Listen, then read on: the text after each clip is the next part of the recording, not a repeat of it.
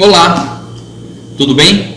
Seja bem-vindo ao meu canal, é o nosso segundo vídeo e antes mesmo de ter veiculado o primeiro vídeo, teve uma pessoa que assistiu o making off aí do meu primeiro vídeo e fez uma pergunta, um comentário bem interessante que foi: poxa vida, como é que você elenca 15 cursos e não fala exatamente da potencialidade de cada qual na utilização do recurso 3D? Então, o objetivo do vídeo de hoje é justamente fazer um comentário sobre cada curso e falando sucintamente aonde que cada qual poderia estar somando conhecimento na sua vida acadêmica ou até mesmo profissional.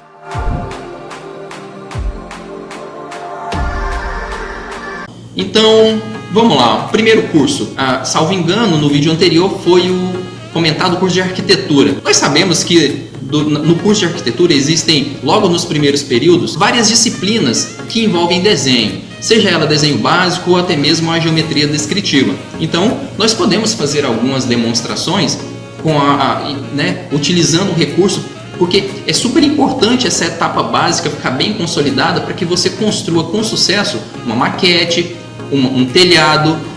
Assuntos de verdadeira grandeza é visto justamente com a utilização desse recurso, facilita bastante. Mas quem acha que um profissional de arquiteto ficaria somente nesses assuntos teóricos está muito enganado, porque caso você queira desenhar, por exemplo, uma tesoura para uma cobertura, ela é de estrutura metálica, ela é precisamente de perfis. Nós podemos modelar juntos, a partir dos recursos disponibilizados no software, uma tesoura, fazer alguns ensaios, entre outros. Quero analisar camadas de um piso semi-acabado ou até mesmo um piso acabado. É concreto usinado. Bem interessante. Bem, se for então engenharia civil, os engenheiros na unidade acadêmica possuem as disciplinas específicas de desenho. O que me veio agora de bate-pronto, por exemplo, foi desenho 1 e desenho 2. São exigidos na sequência, claro. Então, desenho 1 e 2, tendo o recurso tridimensional para mostrar aqueles assuntos, facilitaria bastante. Mas e se for uma fundação? Se for para utilizar na demonstração de um tubulão, ou de umas estacas, ou de um pilarete, ou enfim, de uma viga baldrame de forma 3D, tenha certeza que você seria um destaque utilizando o recurso, seja num trabalho ou seja num relatório. Vamos falar agora do curso de engenharia de produção. Mas na engenharia de produção tem desenho? Bom, salvo engano, tem sim, tem uma etapa de desenho básico com a utilização de instrumentos. Lá você faz o traçado da perspectiva, lá você faz traçado de vistas ortográficas e, portanto, cabe 3D também. Prova disso é que, se você entender verdadeiramente um traçado técnico de uma perpendicular, de uma paralela, você vai obter um sucesso mais rápido na disciplina ou no trabalho que seja. Mas quer ser mais prático? Nós podemos usar o recurso tridimensional para, por exemplo, desenhar uma planta de uma fábrica. E ali você distribui nessa planta as máquinas, elas vão ficar dispostas de uma determinada maneira e, se por acaso você vier fazer alguma mudança, é muito conhecido como layout de fábrica, e isso acontece de forma automática no momento em que você for fazer uma impressão, por exemplo. Qualquer momento eu vou estar fazendo uma demonstração, vai ser muito interessante e bem convincente. Bom, outros cursos: zootecnia, engenharia florestal e agronomia. Cabe 3D nessas áreas? Senhores, se você perguntar para si, fala sério, como agregar conhecimento 3D nessas três áreas? Acredite, eu já dei e dou aula para esse público desses três. Lá nós aprendemos vistas ortográficas, lá nós aprendemos perspectivas também, sistemas normalizados de cotagem e escalas, conforme a NBR, ou seja, de acordo com a BNT. E se eu disser que plano altimétrico, por exemplo, é comum em vários desses cursos, e aí você tem lá o desenho do terreno, você pode aplicar um corte, você pode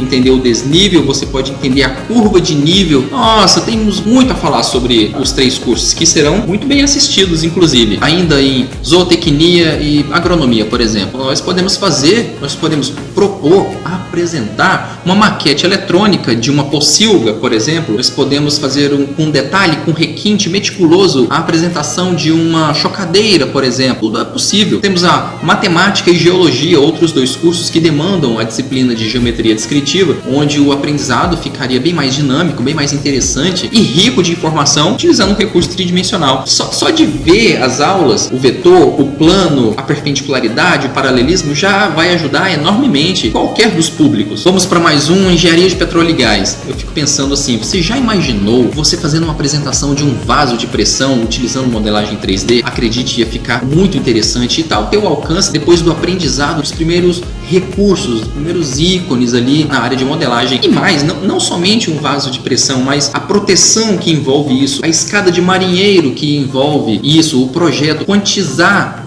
quantificar materiais, as barras chata, enfim. Nossa, eu estou dando um exemplo de vaso, mas na engenharia de petróleo e gás, nós sabemos que é visto uma infinidade de outros assuntos que demandam esquemas relacionados com desenho ou representação gráfica. Vamos então para a engenharia elétrica. Engenharia elétrica, por sua vez, já se subdivide ali, tem telecomunicações, tem eletrônica. E onde é que nós podemos aplicar 3D nessas áreas? Como foi dito anteriormente, todas elas têm etapa de desenho básico. Você já vai aprender só de utilizar o recurso a enxergar melhor tridimensionalmente, aqui como visão espacial, quando estiver nas primeiras aulas, nos primeiros tutoriais, Se você quiser apresentar com detalhe, renderização, as trilhas do componente eletrônico, vai ser bastante valorado, vai ser bastante bem visto pelo professor, ou enfim, a sua apresentação, você vai estar se destacando no meio dos demais.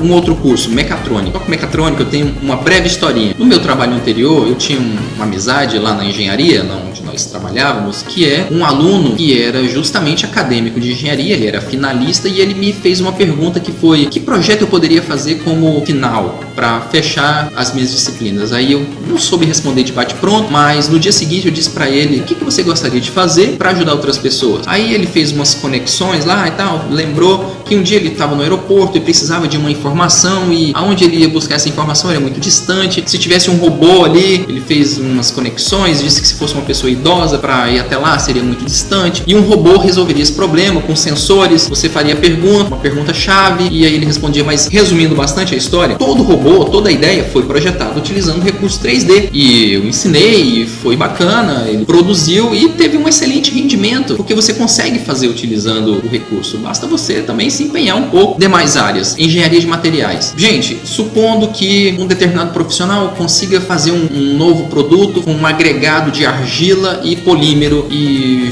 gera um novo material. É possível? Sei, mas cabe pesquisa. Na verdade eu sei que é possível, porque na engenharia de materiais é um mundo de informação. Então, supondo que nós tenhamos esse material com essa nova combinação que eu acabei de falar, dentro do software nós podemos fazer análises de elementos finitos. A gente atribui aí, é claro, uma densidade, entre outras características relacionadas com as propriedades dos materiais, e o software te permite fazer uma avaliação estrutural disso, e isso é muito legal. Agora, imagina você com esse conhecimento e associado a uma nova competência em prototipagem, por exemplo. É um segmento que abrange ali o 3D e que o mercado se interessa muitíssimo por esses profissionais com essas competências. Ainda mais se for voltada para a área médica, por exemplo, na área de prótese. Nossa, você vai ser um profissional de destaque no mercado, e as empresas se interessam por isso. Engenharia química. Mudando agora, antes de falar de engenharia química, é importante a gente saber que existe uma diferença entre o químico e o engenheiro químico. Então, é bom deixar claro essa diferença aí. Os vários equipamentos que o químico utiliza, adivinha por quem que ele é feito, por quem que ele é concebido ali na sua essência? Justamente pelo profissional de engenharia mecânica, que tem disciplina relacionada com desenho técnico na sua vida acadêmica, tá lá no currículo. Então, o engenheiro químico, somando força com o engenheiro mecânico e demais profissionais da área de criação, ele produz os equipamentos que vai ser colocado à luz para o químico, não só do químico, do biólogo,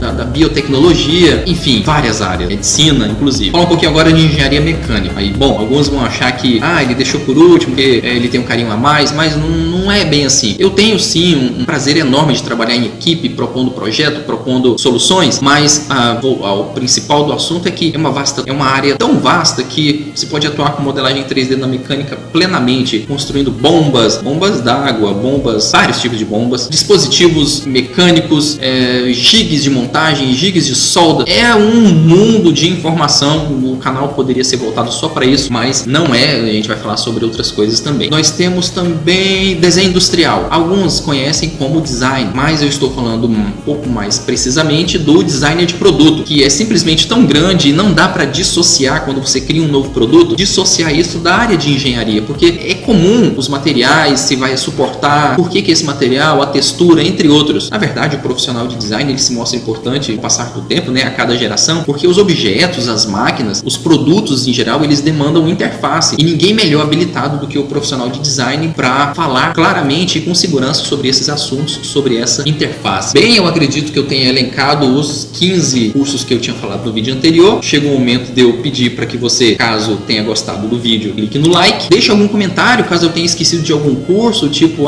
eu trabalho nessa área, será que eu poderia atuar também depois que eu aprender? Vou estar à disposição para responder com o maior carinho. Se inscreva, caso você não seja inscrito ainda, né? Divulgue o curso, né? Perdão, divulgue o canal para aquelas pessoas que é de área afim à sua, na engenharia, da criação. Bom, finalmente você já sabe para que o canal está aí, para poder veicular um conteúdo de qualidade e que vai agregar valor para você, tá certo? Então, vou ficando por aqui. Um forte abraço e até o próximo vídeo.